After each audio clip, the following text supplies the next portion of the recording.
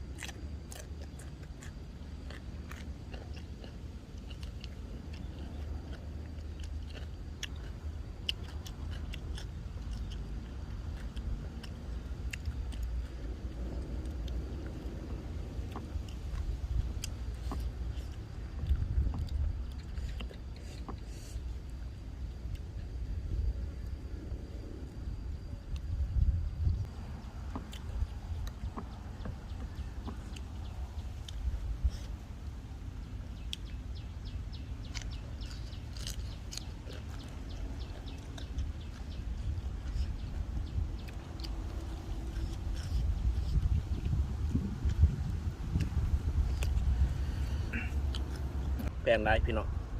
อยู่ในกินก็ขึ้นเวิร์ดพี่น้องเดี๋ยวนู้นขึ้นราคายังขึ้นเวิร์ดขายแล้วเนี่ยนี่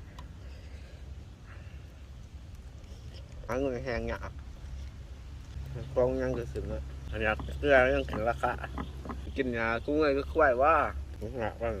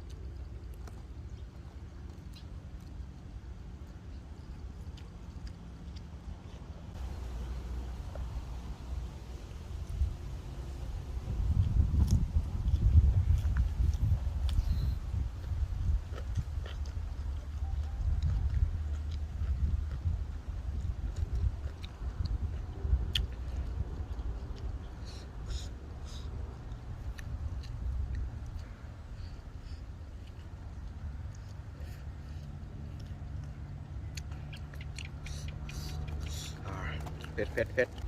สำหรับคลิปนี้ก็อย่าลืมกดติดตามกดไลค์กดแชร์อะไรก็กดกระดิ่งเพื่อพบเพาะว่าเป็ดชาแนลแล้วก็ขอบใจ